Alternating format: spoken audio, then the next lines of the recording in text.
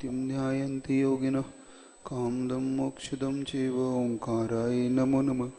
अविरल शब्दगणो गप्रक्षाली सकल भूतल कलंका मुनिभिरूपास्तीर्थीर्था सरस्वती हर्तून दुरितम् अज्ञानतिमिरान्धानां ज्ञानाञ्जनशलाकया चक्षुरुन्मिलितं येन तस्मै श्रीगुरुवे नमः। परम गुरुभ्यो नमः परम्पराचार्य गुरुभ्यो नमः।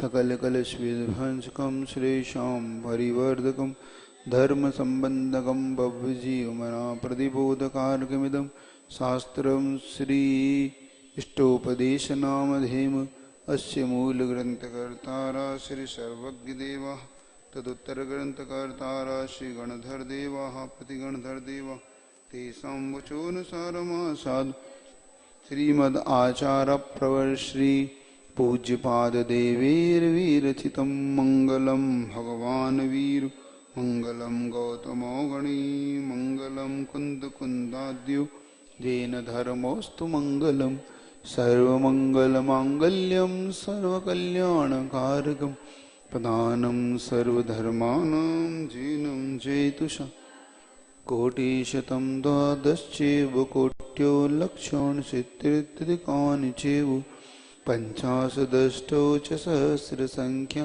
मित्युत्तमं पञ्चपदं नमामि अरहन्तवासियत्थं गणहरदेवी गन्त्यं सम्मं प्रणमामि भक्तयुक्तो शुद्धनाणमहोविं शिरसा यक्षामि वन्ति शुद्धभक्तिकौ तस्सालुचिन् अंगो अंग पहिनीय पावनीय परमेश्वर फणमाणि गुपोगय चूल्य चेयुषत्तत्वम गायम स्यानुष्काल पंचमी पूजेमी वंदामि नमम स्वामी दुखो को कमखो बोहिला सुगई गमनम समाय मंडल अतः प्राणिक स्वाध्याय वेला में आचार भक्ति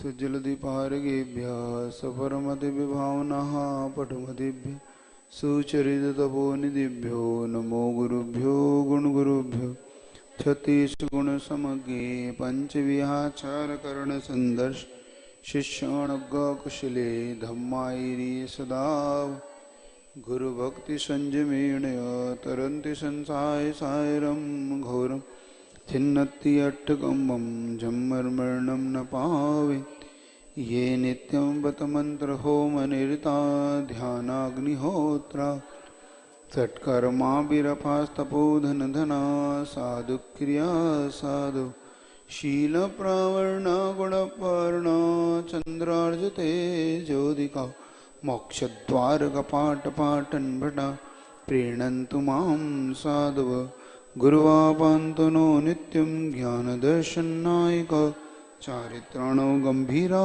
मोक्षमार्ग इच्छामि वन्ति आर्य भक्तिकौ सगुगौ दशालुचिन समनाण समदर्शन समचरिताणं पंचव्याचारणम् आयर्याणम् आयरादेशदनाणवदेश्याणम् उज्जयाणम् तेन गुणपालर्याणं सबुसाणं स्याणचकालवञ्चेमि पूजेमि वन्दामि नमं स दुख को कमुखो बोहिलाओ सुगमं समायमणं तियोदमध्यम यस्य स्वयं स्वभावाप्ति प्रभावे कृष्ण कर्मणा तस्मै संज्ञानरूपाय नमोस्तु परमात्मने। कल 49 नंबर गाथा में अपने देखा कि अज्ञान रूपी अंधकार को नष्ट करने वाली जो महान ज्ञान रूपी ज्योति है, उसको जो चाहता है जो पुरुष, तो उसी के बारे में पूछता है, उसकी इच्छा करता है और उसी को देखने की भावना अनुभव की इच्छा करता है। ऐसा पुरुष ही इस अविद्या से मतलब अज्ञान से ऊपर उठ सकता है? पृष्ठ नंबर आपका अंतिम पृष्ठ देखो, 101 पृष्ठ 99 और फिर 101। तो वह पुरुष उससे भी ऊपर उठ के इस प्रकार से इस ज्ञान रूपी ज्योति को प्राप्त करता है। मतलब ज्ञान रूपी ज्योति से यहाँ से वह चराचर दिखने वाली जो तीन लोग को एक साथ जान लेती है अपनी, ऐसी ज्ञान रूपी ज्योति ही सबसे ज्यादा इस संसार में व्यक्ति को ऊपर उठाने वाली।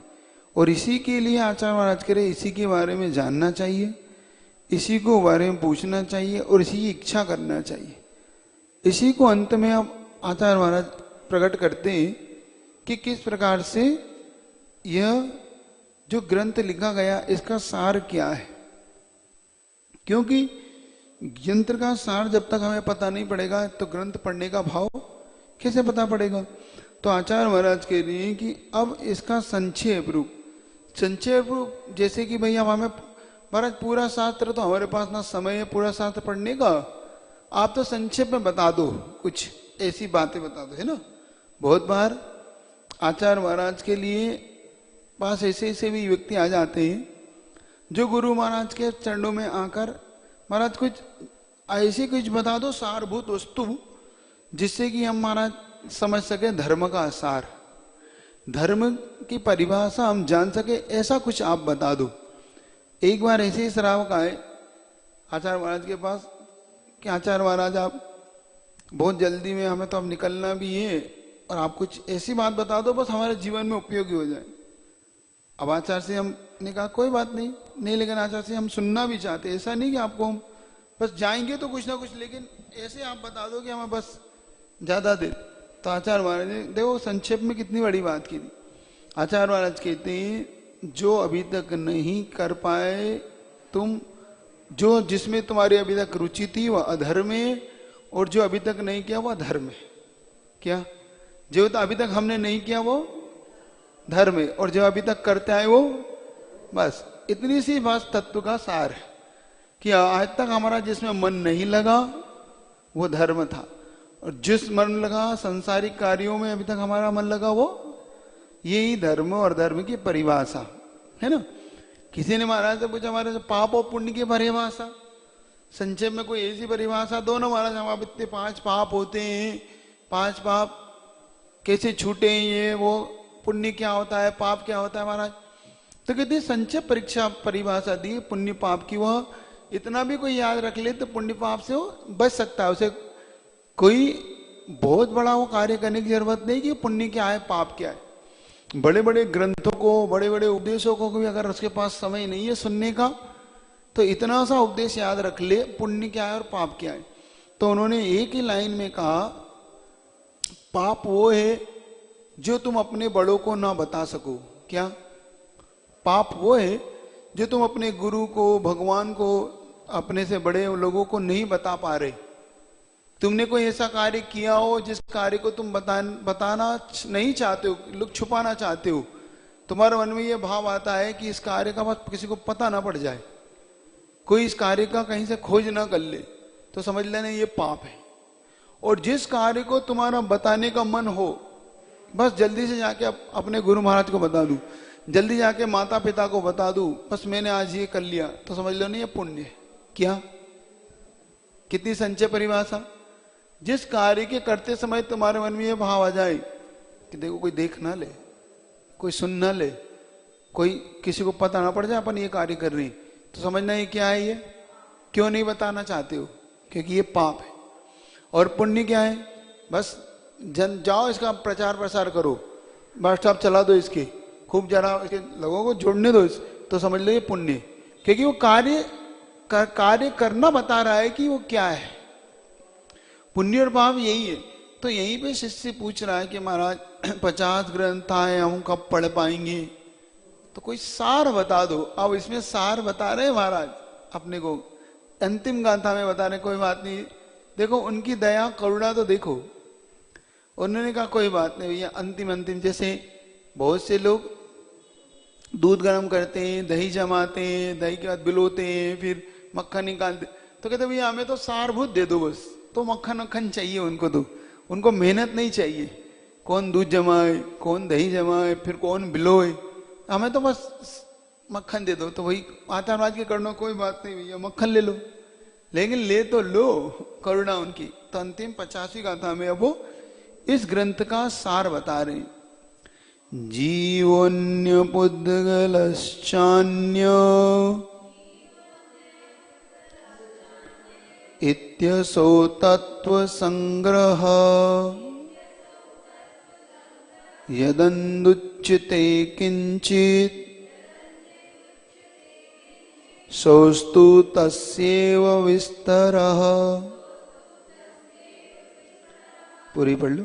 जीवोन्यः पुद्गलश्चान्य इत्यसौ तत्व संग्रह यदनुच्यते किंचित सोस्तु तस्यैव विस्तरः। देखो, जीवो अन्य पुद्गलाश्च अन्य, जीव अलग है पुद्गल अलग है। इति असौ तत्व संग्रह, यही तत्व का सार है। क्या कह दिया उन्होंने? एक लाइन में कह दिया हम 50 गाथाएं क्या लिख के, क्या किस कारण से हमने 50 गाथाओं का वर्णन किया। हमने इन 50 गाथाओं में एक ही चीज कही है, जीव भिन्न है, आत्म भिन्न है और पुद्गल भिन्न है। जीव भिन्न है, पुद्गल भिन्न है, यही तत्व का सार। जो मैं आगे लिख रहा वह सब विस्तार। सार अगर चाहिए, अगर आपको समझना हो तो फिर सार बुद्धि तो यही है कि जीव और पुद्गल दो अलग अलग तत्व हैं। दोनों का एक में एक हमें दिखने पर हमें संसार में भ्रम उत्पन्न करता है। क्या संसार में भ्रम उत्पन्न करता है कि ये है कि ये है, लेकिन उनका भ्रमित मत हो, दोनों अलग अलग पदार्थ ही हैं। आत्मा अलग पदार्थ है, पुद्गल अलग पदार्थ है। दोनों में संश्लेष संबंध होने से दूध और पानी की तरह एक में एक होने पर दिखाई नहीं देने से ऐसा भ्रम उत्पन्न हो जाता है कि ये जीव है कि पुद्गल है। लेकिन जो विद्वान वर्ग है उसके लिए उन्होंने कहा बस इतना सा सारभूत यही है, और ज्यादा सार की जरूरत नहीं है, बस इतना सा आप जान लो। क्या संक्षेप इतना जान लो, बाकी तो में विस्तार बहुत है। क्योंकि आचार्यों की निगाह में दो बुद्धि वाले शिष्य होते, एक संक्षेप बुद्धि शिष्य, एक विस्तार बुद्धि शिष्य। संक्षेप बुद्धि वाला शिष्य को बस संक्षेप में कुछ कह दिया, बस उसको वो ग्रहण कर लेता है, और विस्तार बुद्धि वाले को बहुत लंबा चौड़ा सब बताना पड़ता है कि भैया ऐसा है वैसा है। होता ना, बच्चे भी आपके परिवार में बहुत क्वालिटी वाले, अलग अलग क्वालिटी वाले बच्चे होते हैं। कुछ बच्चों को मां संकेत दे देते हैं माता पिता, और तो वो संकेत से ही उनको समझ लेते हैं कि नहीं ये ठीक है। और कुछ बच्चों को बहुत लंबा लंबा पढ़ाओ तो भी नहीं रहे वो गोबर गणेश हाँ, बुद्धि तो है, क्षयोपम तो ज्ञान का है ही अपना अपना। शिव भाती, हाँ, शिव बुद्धि मुनि महाराज का देखो, उन्हें कितना कितना पढ़ाया, नहीं पढ़ पाए, लेकिन अंत में उन्होंने एक ही संक्षेप, यानी अंत में एक चीज को पकड़ लिया बस। मारुष मातुस का उन्हें तुष्मास भिन्नम कर दिया। जीव अलग है और ये दाल अलग है, छिलका अलग है। अब देखो, दाल और छिलके से उन्हें समझ में आया जीव अलग है पुद्गल अलग है। और मारुष मातुस ये कुछ बड़े बड़े आगम उनको उपयोग में नहीं आ रहे थे अभी तक, लेकिन जैसे ही ये बात उनके दिमाग में बैठी, बस उन्होंने एक तत्व को पकड़ के केवल ज्ञान की प्राप्ति कर ली। यहीं पर आचार्य महाराज कह रहे हैं कि जो ग्रंथ है अंत में, अब कुल मिला के ये अध्यात्म ग्रंथ है। इस ग्रंथ के द्वारा संसार में सारी चीजें, क्योंकि अगर अध्यात्म समझना है तो संक्षेप में इन 50 गाथाओं में पूरा रहस्य भरा पड़ा। मतलब आचार्य पूज्यपाद स्वामी ने इन 50 गाथाओं में जो बांधा है वो संसार के बड़े बड़े दार्शनिक भी नहीं बांध पाते, बड़े बड़े आध्यात्मिक नहीं बांध पाते, जो इन्होंने 50 गाथाओं में जो बांध दिया। मतलब हम चाहें तो इन 50 से भी अपन बहुत कुछ सीख सकते हैं। आपको अगर बहुत समय नहीं हो, आपके पास बहुत ज्यादा बड़े बड़े ग्रंथ पढ़ने का आपके पास नहीं हो पा रहा हो तो इन 50 ग्रंथों, इस 50 गाथाओं को बार बार आप पढ़िए। क्या इस ग्रंथ को बार बार आप पढ़िएगा अपने तो आप देखेंगे कि इस ग्रंथ से आपको पूरा सब कुछ सारभूत निकल आएगा, रस सार का। क्योंकि जो विस्तार बुद्धि वाले होते हैं भाई, उनके लिए तो बड़े बड़े ग्रंथ है, समय सार है उनके लिए, और भी महान महान ग्रंथ है अध्यात्म के। जो संक्षेप बुद्धि वालों के लिए इन 50 गाथाओं में बहुत कुछ। तो यहीं पर आचार्य महाराज कह रहे हैं कि देखो जो तत्व है वही है, जीव और अजीव दो ही तत्व मुख्य रूप से संसार में है। उन्हीं का विस्तार रूप से फिर जीव अजीव पुद्गल धर्म अधर्म आकाश कालीन 6 तत्वों के रूप में, 7 पदार्थों के रूप में, अलग अलग द्रव्य के रूप में 6 द्रव्य 7 तत्व जो है ये। फिर इसके भिन्न भिन्न भेद करते चले जाओ। संसार में बाकी सब दो ही है, एक जीव और एक अजीव। जीव यानी चेतन, अजीव यानी पुद्गल धर्म अधर्म आकाश और काली अचेतन है ना, अचेतन द्रव्य, जीव द्रव्य और अचेतन द्रव्य। तो अजीव द्रव्य में ये 5 और एक जीव द्रव्य। यहीं पर आचार्य महाराज कह रहे हैं कि इसी का जब आप बार बार चिंतन करने लगोगे तो अपने आप ही आप अपने उस तत्व को पा जाओगे जो मुख्य रूप से पाने योग्य है अपन सबके। कुछ नहीं है, विस्तार ज्यादा कुछ नहीं करना, बस घबराना किसी चीज से नहीं, बस इसी को पकड़ के रखो। आचार्य महाराज कहते इसी को बांधे रखो, इसी से आप सब कुछ पा जाओगे। क्योंकि जब इन तत्वों का चिंतन करते, मान लो हम सामायिक में क्या करें, तो आचार्य संबंध स्वामी ने एक कारिका से, एक गाथा से इसको खोला कि सामायिक का चिंतन क्या करें। तो उनका असरणमशुभ नित्यम दुख, असरणमशुभ नित्यम दुःखमात्मानमावसामि भवम मोक्षस्तद विपरीतात्मेति ध्यायन्तु सामायिके। क्या ध्यान करना है? जो ये दिख रहा है वो कैसा है? पुद्गल तत्व असरण है, मतलब मुझे कोई भी शरण संसार में नहीं, अशुभ है, ये शुभ भी नहीं है, और ये अनित्य है, मतलब ये नित्य भी नहीं कि हमेशा मेरा बंद है। और कैसा रहे? दुखम आत्मा नाम एव, ये दुख को ही देने वाला है। इससे मोक्ष कैसा है? ठीक विपरीत है, शरणशील है, शुभ है, नित्य है और सुख का कारणभूत है, मतलब सुख का पिंड है, ऐसा ही मोक्ष है। तो जब हम इससे ठीक विपरीत दो चीजों का चिंतन, पुद्गल आदि जो अशुभ पदार्थ हैं, इससे ठीक विपरीत चेतन आदि जो सुख देने वाले शुभ पदार्थ हैं, सुख रूप ही।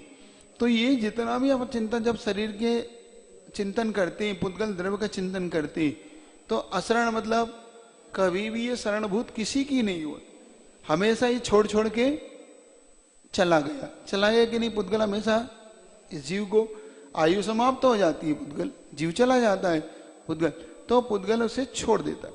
अशुभ मतलब हमेशा नव मल द्वार बहने वाला है। अनित्य मतलब कभी भी ये नित्य नहीं रहता, हमेशा ये जल जला के राख खाक मिट्टी में मिल जाता है।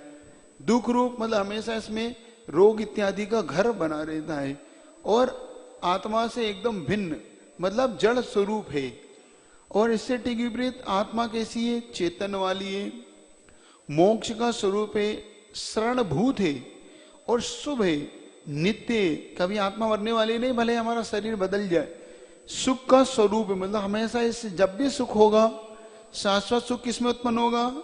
आत्मा, पुद्गल में नहीं। पुद्गल कभी शाश्वत सुख उत्पन्न कर नहीं सकते।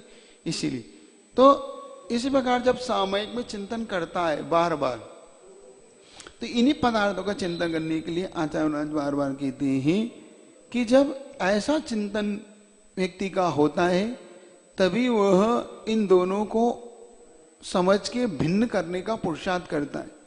क्योंकि अभी तो हमारे ये दोनों भिन्न ही नहीं, यही बैठता नहीं हमारे दिमाग में। क्या अभी तो हमें ये दिमाग में ही नहीं आता कि शरीर अलग है कि जीव अलग। हमें तो दोनों एक में एक होके इसी में हम इसी की पुष्टि करने में लगे रहते हैं, और शरीर को ही आत्मा मान के इसी की हम देखरेख में लगे रहते। दिन भर इस शरीर की देखभाल, खाना पिलाना, हमेशा ऐसा लगा रहता है कि नहीं ये नहीं है तो कुछ नहीं है। जबकि आचार्य महाराज कह रहे थोड़ा सा इसकी भेद भिन्नता को समझने का जो पुरुषार्थ करोगे तभी इससे ऊपर उठ पाओ। तो आचार्य महाराज इसी की मीमांसा करते हुए कि वीतरागता अगर आपको चाहिए तो कम से कम इस प्रकार का जब आप चिंतन करते हो कि यह शरीर कैसा है, तब जाके आपके अंदर इस शरीर की भिन्नता से कुछ वैराग्य उत्पन्न होता है। क्योंकि बहुत बार आप लोग के मन में आता है कि ये साधक जो होते हैं, जो मुनि महाराज अथवा ये लोग किस बल पे इतने भयंकर साधना करते हैं, जैसे केसलो करना किस बल पे करते, ऐसे भीषण गर्मी में बिहार करना, ऐसी ठंड गर्मी को सहन करना, एक समय भोजन रहेगी। तो कहीं ना कहीं उनके मन में एक बात तो तय है कि उनकी मन इस बात से छूता तो होगा कि ये भिन्न ही है, सिर्फ इसको काम चलाने के लिए काम चलाना। जैसे एक बार आचार्य जी के पास एक व्यक्ति आए, अच्छे पढ़े लिखे थे, इंजीनियर थे, वो किसी कंपनी में मैनेजर थे वो। तो आए आचार्य जी के दर्शन करने। तो गुरु महाराज से आचार्य महाराज से कहते हैं, आचार्य थोड़ा सा उन्होंने आचार्य से समय मांगा होगा, पहुंचने में थोड़े लेट हो गए। तो आचार्य जी पे आके क्षमा मांगते कि आचार्य जी गाड़ी रास्ते में खराब हो गई थी, इसलिए थोड़ा समय आने में लेट हो गया, क्षमा चाह। तो आचार्य जी उनसे पूछते हैं, प्रश्न पूछते हैं, गाड़ी तुमको लेके आए कि तुम गाड़ी को लेके आए? क्या कौन किसको लाया? गाड़ी तुमको लेके आए कि तुम गाड़ी को? बताओ कौन किसको लाया है? बताओ। अगर गाड़ी इसको लाती तो उसकी जरूरत नहीं, गाड़ी खुद आ जाती, और वो गाड़ी से आया तो फिर गाड़ी को लाने वाला वो हो गया, तो गाड़ी भी उसको नहीं लाई। इसका मतलब देखो, दोनों एक दूसरे के पूरक है, लेकिन लाने वाला तो चेतन ही है, वह व्यक्ति ही है। लाया तो उस अचेतन को मतलब अजंगम और जंगम। अजंगम मतलब शरीर, जंगम मतलब चेतन आत्मा। तो हमारे शरीर को कौन चला रहा है? चेतन आत्मा ही तो चला रही। मतलब इस शरीर को ले जाने वाला आत्मा ही है। जैसे उस गाड़ी को लाने ले जाने वाला व्यक्ति था। जब आचार्य ने से पूछा तो वो इंजीनियर भी चकरा गया बहुत देर के लिए कि आचार्य ने कितना कठिन प्रश्न पूछ लिया। आचार्य ने वास्तव में उसको एक छोटी सी बात में सारभूत बात है ना, कितने सारभूत बात कह दी कि तुम जिस अजंगम के पीछे पड़े हो उससे ज्यादा तुम जंगम की चिंता करो, मतलब चेतन की चिंता करो, जितनी ज्यादा तुम पुद्गल की चिंता करते हो।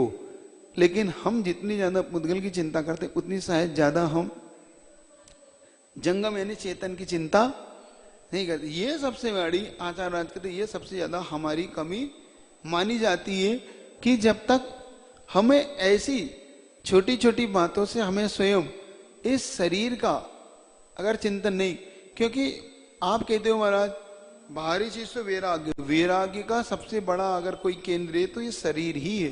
क्या कहीं मत जाओ, बड़े बड़े पुराण ग्रंथों को नहीं पढ़ रहे तो इस शरीर की दशा तो देखो, कुछ घंटों पहले कैसा दिखता है और कुछ घंटों बाद कैसा दिखता है। जब कोई बीमारी हो जाए तो देखो उस शरीर की को छूना भी कोई नहीं चाहता। जिस शरीर को आप बहुत प्रेम करते थे घंटों भर पहले ही, एक घंटे पहले जिसके साथ उठ रहे थे, बैठ रहे थे, खा रहे थे, पी रहे थे बहुत अच्छे से, अरे आपके बिना हम जी नहीं पाते, और एक घंटे बाद जब उसकी आंखें बंद हो जाती हैं तो आप उसके पास छूना भी नहीं चाहते उस शरीर। उसके पास बैठने से आप कैसे कहते भैया दूर रहो हम, क्यों? क्योंकि अब इसमें आत्मा नहीं है, अब उसमें मुर्दा पड़ा हुआ है, वो सौ पड़ा है। अरे आपका तो रिश्तेदार है, अभी तो आप इसके साथ बैठे हुए थे, अभी तो कह रहे थे भैया हम साथ साथ रहेंगे, साथ साथ जिएंगे, साथ साथ मरेंगे, अब क्या हुआ? तो कहना अलग बात है ना, कहने और सुनने की बात अलग है, करने की बात अलग। यही पे आचार्य महाराज कह रहे हैं कि जब आप ऐसी भावना इसमें करने लग जाओगे तो आचार्य महाराज ने यहाँ पर कुल मिला के जितने ग्रंथों की व्याख्या की, क्योंकि जैसे समय सार में 445 गाथाएं लिखी, स्वमय और पर समय की जो विस्तार व्याख्या उन्होंने की। स्व समय मतलब अपना आत्मा, पर समय मतलब पर आत्मा, ऐसा स्व समय पर समय का मतलब ये। समय का मतलब होता है आत्मा समय का मतलब टाइम भी होता है आपके यहाँ, काल भी होता है ना। तो समय का मतलब यहाँ पर आत्मा, क्योंकि समय सार ग्रंथ लिखा ना आचार्य ने, समय सार मतलब आत्मा का जो सार है। ऐसे ही स्व समय और पर समय, स्व समय का मतलब वो अपनी आत्मा, पर समय। तो इतना विस्तार व्याख्या की जो समय सार ग्रंथ में, उससे कुछ संक्षेप रुचि वाले शिष्यों के लिए महाराज ने 50 गाथाओं में पूरा कथन कर दिया। पूज्यपाद स्वामी की सबसे बड़ी यही खासियत है कि संक्षेप में जो उन्होंने कह दिया वही यहाँ पर अनुकरणीय बना दिया। इसी प्रकार आचार्य वानद के द्वारा जिस प्रकार से ये पूरा चैप्टर बढ़े, उससे तत्वार्थ सूत्र इत्यादि को अपन देखें तो उसमें भी जितनी व्याख्या की, उससे कहीं महाराज ने अपनी युक्ति और सूझबूझ से इन 50 गाथाओं में पूरी व्याख्या करके अपने सामने रखी है। और ये आचार्य महाराज की बहुत बड़ी अपने ऊपर मतलब उपकार है कि उनके उपकार से हमने इस ग्रंथ को आज पूर्ण करने जा रहे हैं अपने। तो संक्षेप में अपन कोई बात को रखते हैं तो इस प्रकार से आचार्य महाराज की महान कृपा है पूज्यपाद स्वामी की, जिन्होंने 50 गाथाओं के माध्यम से अपने को इतने बड़े तत्व की बात समझाने का पुरुषार्थ। अब हमारी बुद्धि कितने समझ पाती है, अपने अपनी बुद्धि का क्षय उपशम है कि हम कितना ग्रहण कर पाते नहीं कर पाते, ये अपनी अपनी बुद्धि का क्षय उपशम होता है। आचार्य महाराज ने तो अपनी जो विस्तार बुद्धि और संक्षेप बुद्धि का भी यहाँ पे अपने सामने जो किया, अपने लिए जो दिया, वो और कोई दे नहीं सकता। इसी प्रकार से आज ये ग्रंथ 50 गाथाओं के विस्तार रूप से अगर देखना हो तो समयसार पढ़ो, और अगर संक्षेप रूप से देखना हो तो यही ग्रंथ इष्टोपदेश 50 गाथाओं में पूर्ण होता है। तो आचार्य महाराज कहते हैं कि ये जो जितना भी इसके अलावा मैं कहूँगा वो सब इसी दोनों का विस्तार ही पाया जाता है, सब गाथाओं का विस्तार संक्षेप में इतना है। तो इसकी अगली गाथा 51 गाथा तो पढ़ी लो कम से कम। इष्टोपदेशमिति सम्यक् धीत्य धीमान् मानापमान समतां समताद्वितन्य मुक्ताग्रहो विनिवसन् सजनेव नेवा मुक्ति श्रियं निरुपमा मुपयाति भव्य। अब इसका फल बता रहे हैं, देखो अंतिम में इसका फल। पहले उन्होंने हमने क्यों लिखी है बता दिया, क्या लिखा सारभूत हमने ये बता दिया। अब बता रहे हैं 51 गाथा में कि इसका फल क्या है। इष्ट उपदेश, इष्टोपदेश, अगर इसकी अपन व्याख्या करें तो इष्टोपदेश इस ग्रंथ का नाम है। सम्यक अधीत्यमानम।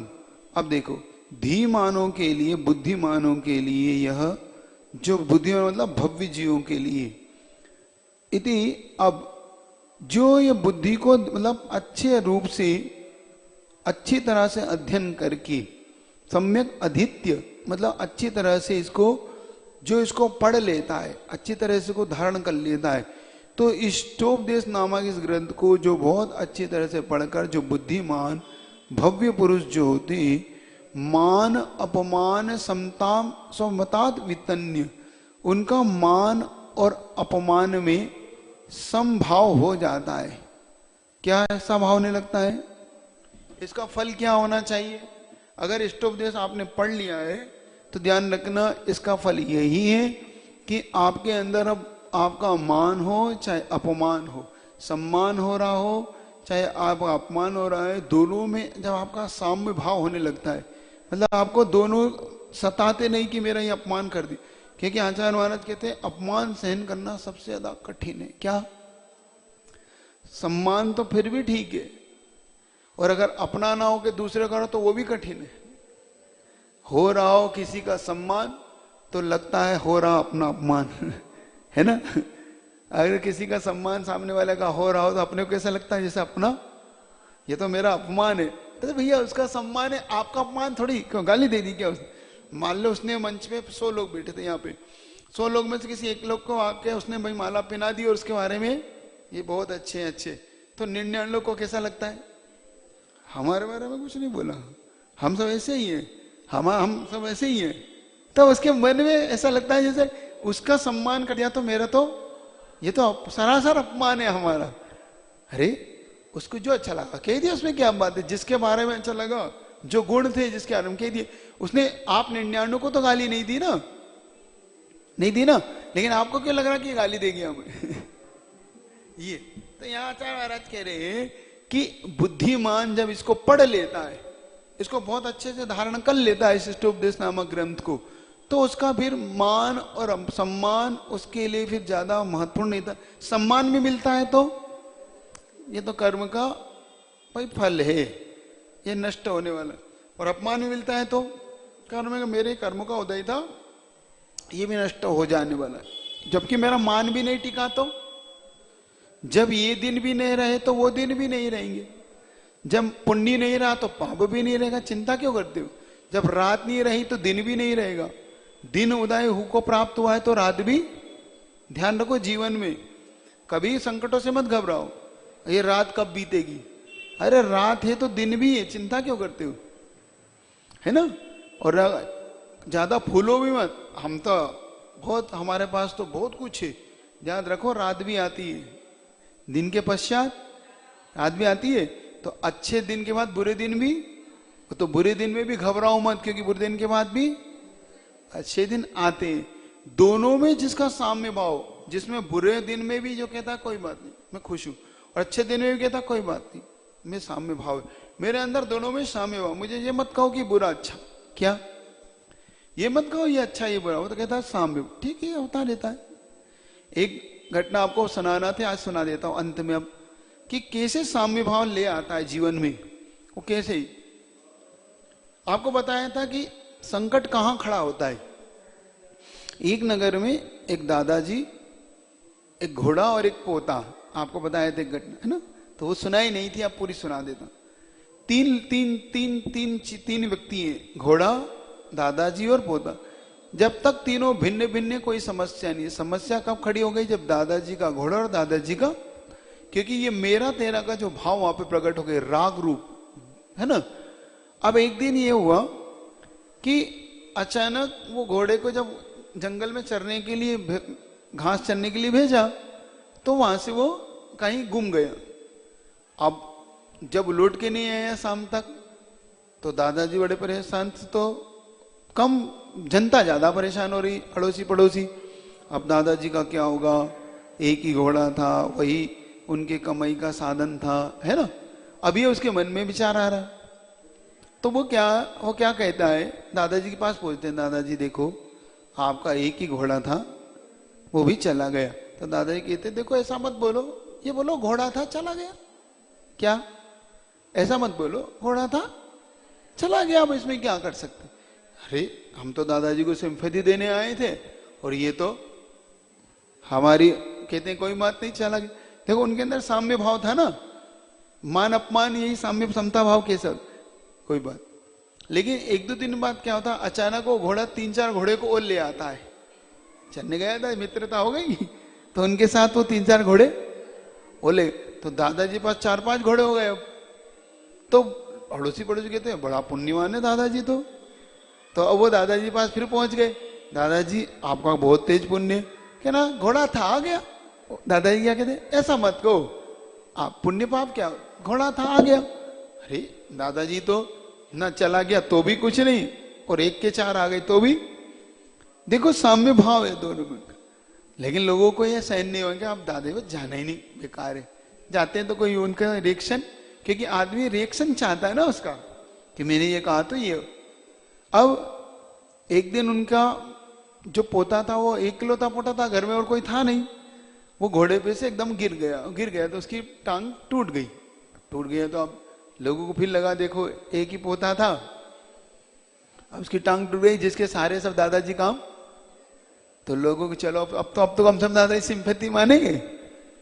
तो गए तो दादाजी के पास, अरे दादाजी आपका एक ही घोड़ा था, एक ही पोता था, देखो वो भी, उसकी भी टांग टूट गई। तो कोई बात नहीं, पोता था टांग टूट गई, अब हद हो गई, अब तो हद हो गई। दादाजी तो किसी बात नहीं, कोई सुख दुखी नहीं होते, कोई बात नहीं ठीक हो जाएगा।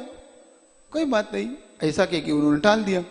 लोगों को लगा कैसे, अचानक उस राज्य में यार किसी पर चक्र ने आक्रमण कर दिया, शत्रु ने। तो राजा ने कहा भाई सबको जितने नवयुवक के ले लेके आओ, है नवयुवकों को इकट्ठा करो, युद्ध के लिए जाना है। तो देखा जब दादाजी के घर पहुंचे, सबके घर से एक एक नवयुवक को लेके चलिए भाई, एक एक तो देना पड़ेगा सबको, क्योंकि युद्ध के लिए चाहिए। उसके घर पहुंचे तो दादाजी, हाँ आपका पोता है कि लो ले जाओ। तो कह रहे ये तो टूटी टांग का, इसका क्या करेंगे, हाँ युद्ध गए किस काम का। तो वो चले गए। तो लोग कहते देखो ऐसा पुण्य इनका, दादाजी का पोता बच गया। दादाजी का आओ, दादाजी पास देखो आपका पोता बच गया। कोई बात नहीं, होता था। तो दादाजी कहते होता स्वयं जगत परिणाम, मैं पर का करता क्या काम। कर्तापन से अगर उठ जाओगे कि मैंने किया मेरा पुण्य, इससे जब उठ जाओगे तो स्वयं आप सब साम्य भाव में आ जाओगे, जो इस ग्रंथ का फल है। इस ग्रंथ का फल क्या है पढ़ने का, साम्य भाव। अच्छे में भी और बुरे में भी जिसको साम्य भाव आ जाएगा। था है नहीं है नहीं है, क्यों, ठीक है कि नहीं, है नहीं है नहीं है, जो है सो, जो हो सो, जो है सो है, जो हो सो हो। क्या उसमें इतना आकुल वाकुल क्यों होते कि ये वस्तु नहीं है, ये वस्तु मेरी थी अब मेरी नहीं थी, चली गई, उसमें क्या महाराज है चले जाएंगे, उसमें इतना आकुल वाकुल क्यों ना है। आज है ठीक है महाराज, कल बिहार कर चले जाएंगे। अपने को तो साम्य भाव नहीं रखना, ये इसमें नहीं रखना। अरे 50 ग्राम इतने तुम्हें पढ़ाया और फिर गुड़ गोबर कर दिया।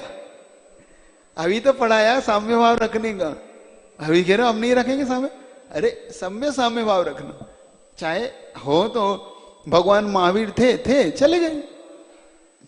अब क्या, गौतम स्वामी को शाम को केवल ज्ञान हो गया, कोई बात नहीं, महाराज थे जब तक थे भगवान, शाम को गौतम स्वामी आ गए। तो कोई ना कोई तो ऐसा। तो यहां पर महाराज कह रहे हैं कि जो बुद्धिमान भव्यजीवी इस उपदेश की अच्छी तरह से सम्यक अधीत्य स्वमतात् अपने आत्मज्ञान के द्वारा मान अपमानम समताम, मान और अपमान को समता भाव से सहन करता है।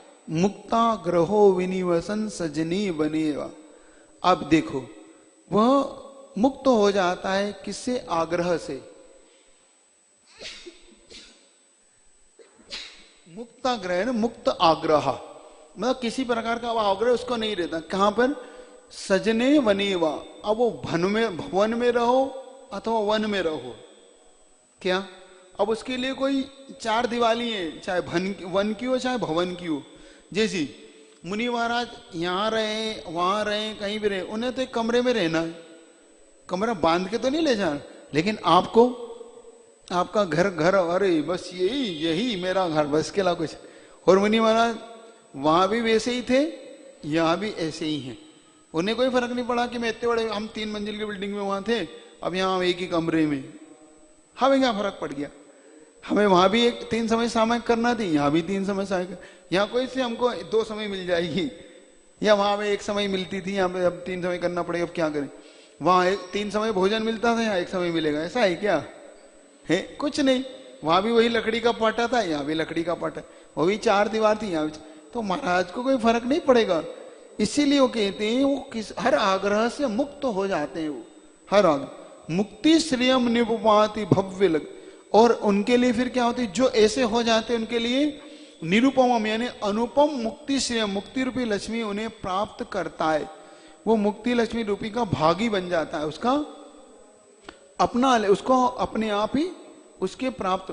तो इतनी बड़ी वस्तु से इस स्टोपदेश नामक ग्रंथ से पढ़ने से मिल जाती। इसकी एक हिंदी पढ़ लें, आचार्य महाराज की 50 की हिंदी पढ़ो। जीव सदा से अन्य रहा है, अन्य रहा तन पुद्गल है, तत्व ज्ञान बस यही रहा, माना जाता मंगल है। फिर भी तो कुछ और कथनीय सुनने संतों से मिलता, मात्र रहा विस्तार उसी तत्व ज्ञान से तम मिटता। जीव सदा अन्य रहा है और पुद्गल सदा से अन्य रहेगा। तत्व ज्ञान बस यही रहा माना जाता मंगल। मतलब कोई चीज मानने योग्य है तो वो तत्व ज्ञान क्या है? जीव पुद्गल का। फिर भी जो कुछ कथन सुनने में हमें आता है मुनियों के द्वारा अथवा ग्रंथों से, मात्र विस्तार है। तत्व ज्ञान से तम मिटता, मतलब तत्व ज्ञान से अंदर का अंधकार मिटता है, मतलब अज्ञान रूपी अंधकार दूर हो जाता है। अब इसकी हिंदी कौन? सुधी सही इट दोपदेश का ज्ञान करे अवधान करे, मान पने अपमान पने समान ही सम्मान करे, निराग्रही मुनि बन में जा उचित भवन में वास करे, पाले निरुपम मुक्ति संपदा भव्य भवो का नाश। इस प्रकार से जो विद्वान लोग इस इष्टोपदेश ज्ञान का अवधान यानी धारण करते हैं, मान पने और अपमान पने का सम्मान ही समान, मतलब उनके लिए तो मान कहो चाहे अपमान कहो उनके लिए समान है। मतलब उनके लिए कोई दो वस्तु अलग अलग वस्तु नहीं कि उनका कहना है कि दोनों एक है हमारे लिए, तो तुम मान करो चाहे अपमान। निराग्रही, इस प्रकार किसी प्रकार का आग्रह उनके अंदर नहीं रहता। उन्हें चाहे भवन मिले चाहे वन मिले, दोनों में बस एक जैसा उनका साम्य भाव बना रहे। पाले निरुपम मुक्ति से, इसलिए उनको मुक्ति रूपी संपदा इसलिए उनको मिल जाती है कि उनके अंदर ऐसा भाव रहता। इस प्रकार से आज इष्टोपदेश नाम ग्रंथ आपका पूर्ण हुआ। अभी तो इतना रख लो, कल इसको और समझना हो तो समझ लेंगे, बाकी अभी तो आपको मैंने पूर्ण कर दिया। आपका 4:30 हो गया, तो अभी इस संक्षेप में आपको कर दिया। कल इसको और अपन समझ लेंगे। कल इसकी पूरी एक एक गाथाओं को समझने का पुरुषार्थ फिर से करेंगे, है ना। तो अभी जब तक थोड़ा आपको लिए एक बार उच्चारण अच्छे से ना हो जाए तो से अभी तो आज दिन अच्छा था इसलिए इसको पूरा कर दिया। बाकी इसको थोड़ा सा और समझने के लिए अपन क्या कल से इसको वही कल से श्लोक का अर्थ निकालना अपन सीखेंगे, ठीक है ना। ठीक श्लोक से अर्थ निकाल लेंगे, ठीक है। जिनवाणी के ज्ञान से सूझे लोकालोक सुवाणी मस्तक, ये जिनवाणी भारती तो ये जब दिन दिन ज्योति नो बात।